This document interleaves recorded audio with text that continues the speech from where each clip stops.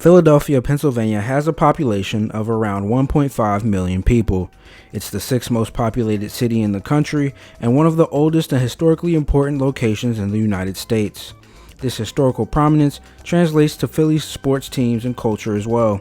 The city is one of 12 metropolitan areas that harbors all four major sports teams, and they have done so since 1967, a length of time only beaten by New York, Detroit, Boston, and Chicago.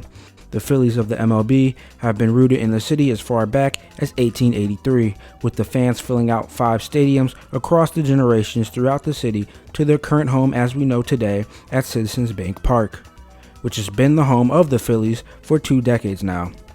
Then, Philadelphia got their beloved NFL team in 1933, the Eagles. From their start on North Broad and Lehigh at the Baker Bowl to Franklin Field across the river into West Philly, like the Fightin' Phils, the team still found their way down to South Philly long term, residing in the same spot across 2 stadiums since 1971. Last to join the party were the Flyers of the NHL in 1967, and they have resided in the same South Philly sports complex for their entire existence. That just leaves basketball, and of course, the NBA's Philadelphia 76ers have been in the city since their move from Syracuse, New York in 1963. After the move, the team spent their first seasons at the old Philadelphia Arena in West Philly, as well as the Philadelphia Convention Hall in the same area, before joining their fellow pro sports teams of the city in South Philly between the Spectrum Center and the current Wells Fargo Center since 1968. And we keep bringing up South Philly, so let's address the current setup of sports within the city. The South Philadelphia Sports Complex is the home of 4 major Philadelphia professional sports teams. The complex is located in South Philly and is the site of the Wells Fargo Center, home arena for the Sixers and Flyers, Lincoln Financial Field, home field for the Eagles, Citizens Bank Park, home field for the Phillies, and Xfinity Live, a sports retail and entertainment center. The area of Broad Street near the Navy Yard had been considered for the complex from as early as 1914. The first to break ground on the land would be Sesquicentennial Stadium, which was later renamed Philadelphia Municipal Stadium and then changed again in 1964 in honor of JFK following his assassination. Next was the Spectrum, which was also known as the Core State Spectrum, First Union Spectrum, and Wachovia Spectrum during its existence. The arena opened in 1967 and hosted 6 Stanley Cup Finals, 4 NBA Finals, 2 NHL All-Star Games, 2 NBA All-Star Games, and 2 NCAA Final Fours. The Spectrum closed on October 31, 2009, following Pearl Jam's performance at the last show of a 4-night concert set. Demolition of the Spectrum began in November 2010 and was completed in April 2011. Veterans Stadium, aka The Vet, its iconic nickname, opened in 1971. The venue hosted 3 World Series and 2 MLB All-Star Games. JFK Stadium was condemned in 1989 and demolished in 1992. The Vet closed in 2003 and was imploded in March of 2004. The 3 structures would promptly be replaced to continue housing the 4 Philadelphia sports teams for the foreseeable future. In 1996, Wells Fargo Center opened as the Core State Center to house the Sixers and Flyers. Lincoln Financial Field was opened in 2003 to host the Eagles, as well as Temple University's football team, Go Owls, with Citizens Bank Park opening the following year as the home of the Phillies. The unique plot neatly keeps all of the city's professional teams in one place. The land is in direct proximity to both the I-95 and Philly's most prominent street, Broad Street, as well as the street's subway service, which leads residents from as far as the northernmost points of Philadelphia all the way down to NRG Station, the stop that sits just outside the complex. The complex hosts approximately 380 events, 7 million visitors, and 5.5 million vehicle trips each year, boasting the most notorious regional fan base in the country. There's countless lists and articles explaining how Philly has the worst, best fans, if you know what I mean. With Comcast Spectacor even unveiling a $2.5 billion plan to revamp the area by 2028. So, with all this in mind, and with everything seemingly fairly convenient for a city as large as Philadelphia, why are one of the teams motioning to leave? Even stranger, why would any one of these teams in one of the strongest markets on this side of the globe having a hard time finding a new home? The 76ers have been vying to leave South Philly for years, despite finding a cozy home on the plot for roughly 6 decades. From a basketball standpoint, with much newer arenas in other large markets like Barclays Center, Chase Center, and the incoming Intuit Dome, the Sixers feel as if they need a state-of-the-art residence to attract star free agents, keep fans engaged, and ultimately win championships. The real reason lies in the manifest destiny of Sixers ownership, as the team have actually been tenants of Wells Fargo for their stay, as the arena is owned by Comcast Spectacor, the same conglomerate that owns their roommates, the Philadelphia Flyers. And while the city of Philadelphia owns the rest of the sport venues within the complex, the Sixers have been uniquely frustrated with their lack of control over planning and scheduling policies within the building. Even worse, the lack of ownership of the venue keeps the Sixers management entity from being able to profit off of secondary events that are held in the arena, like concerts. In 2022, the 76ers officially unveiled the plans for a new arena, not in South Philly, not in West Philly like their earliest venues, not even in North Philly, where Temple has bought up most of the structures anyway, but in Center City, with the proposition of a soon-to-be world-class venue known as 76 Place at Market East, a $1.3 billion privately funded multi-purpose indoor arena constructed from a massive chunk of a shopping mall. The arena, aiming for a 2031 opening date, had its location decided upon based on a number of factors. Despite the fact that the South Philadelphia Sports Complex has public transportation served by the Broad Street line, as time has gone by, it has become abundantly clear that the single subway isn't enough service to the area, hosting 4 major operations throughout the year, with an additional con being the lack of nearby restaurants and bars. With the move to Center City, the Sixers would get the downtown arena every sports team has aspired for in recent years.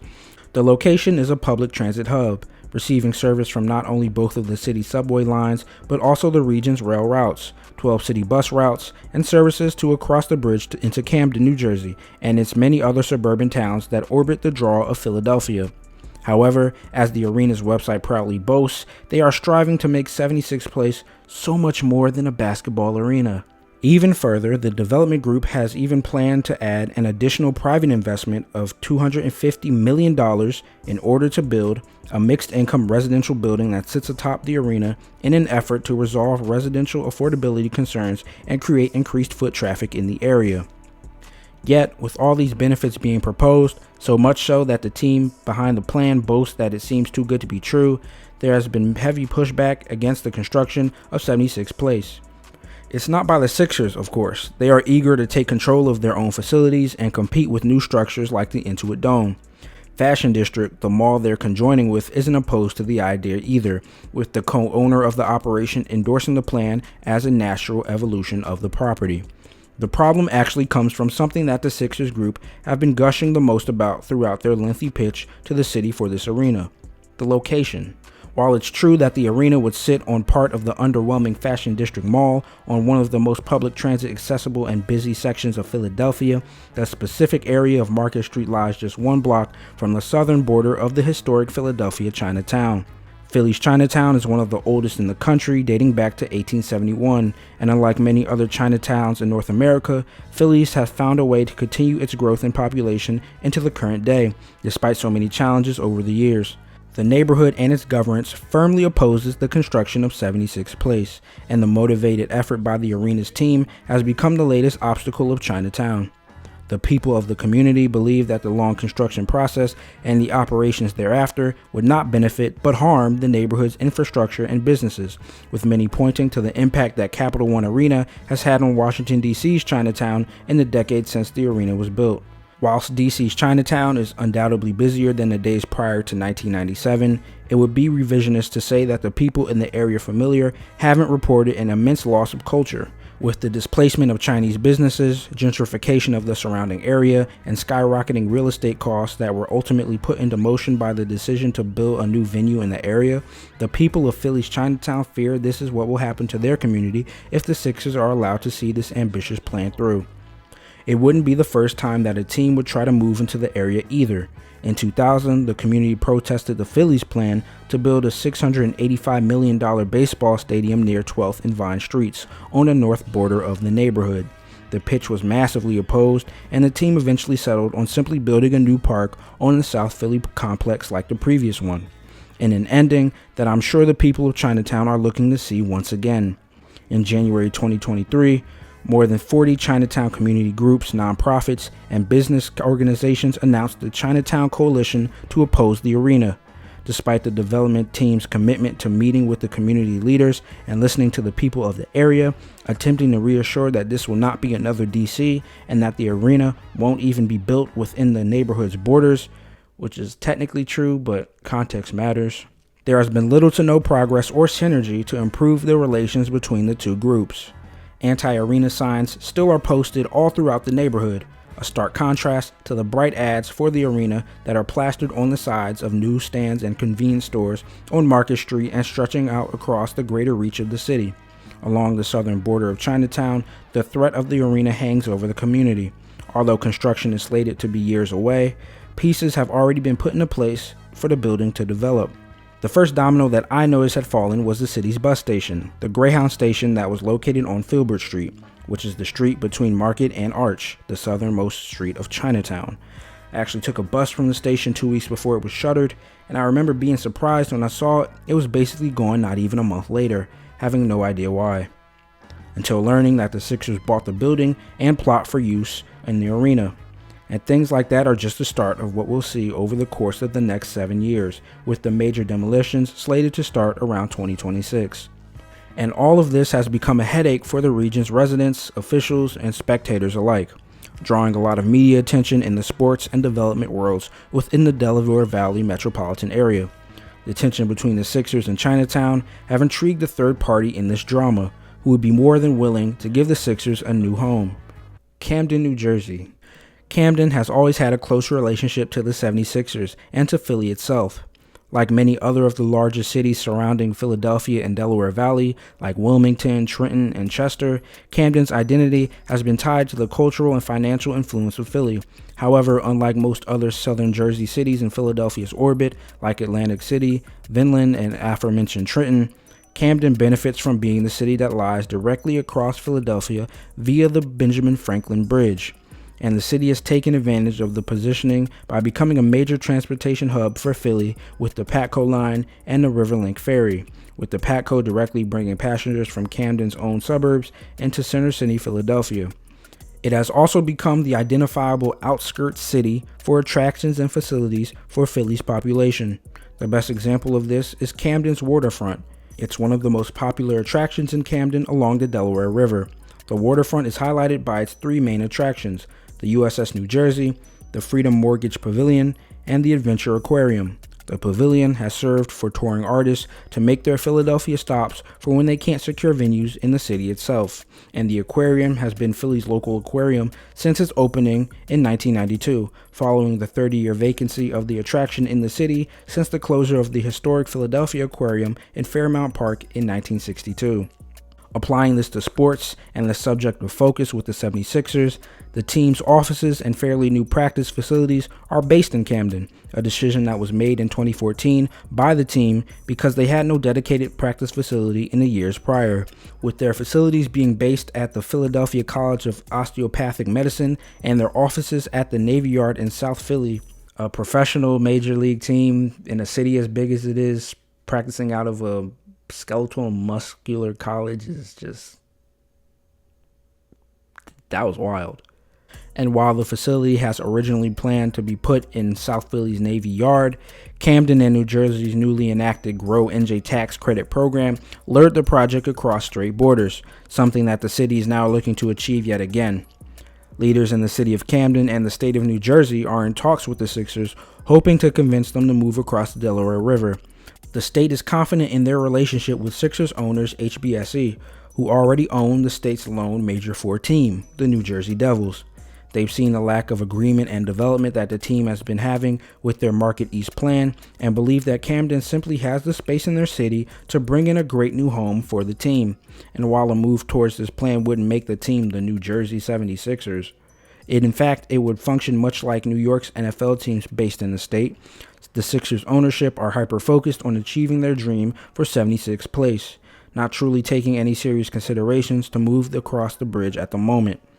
Fans don't want the team in Camden either, which much of the public reaction of the news, albeit greatly out of context for most sources, being extremely negative towards the idea of the team leaving the city outright. Realistically, the entire situation has been a non-issue created by the Sixers, especially for fans who never felt a large enough issue with the South Philadelphia sports complex setup to warrant desire for a move in the first place. However, this venture for the team may end up being one with no real happy ending for the communities involved. As while we explored the two options that the team currently has at hand, it seems that no matter where they decided to spawn their new state-of-the-art space, and no matter how much smoke screens the development team throw in an attempt to gain the trust of the people, the new Sixers arena may inevitably cause more harm than good to the cultural and residential surroundings. For a bit of perspective of what I mean by that, I'll leave you pointing back to the Sixers training facility in Camden. The complex was pitched as a project that would support the revitalization of Camden, a city with a 39.5% poverty rate, by creating jobs for local residents and improving the surrounding areas of the facility. But in 2023, it was cited that of the faculty's 275 employees, only 11 hailed from Camden. The complex was built right next to the Mickle Towers, a housing project with low-income residents. To this day, the area remains desolate with many abandoned buildings and little infrastructure for residents.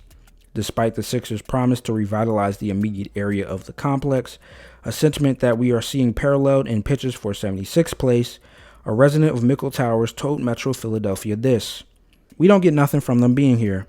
They could at least clean up the trash on the street near us or help out with all that money they've been saving moving here." Thank you for watching.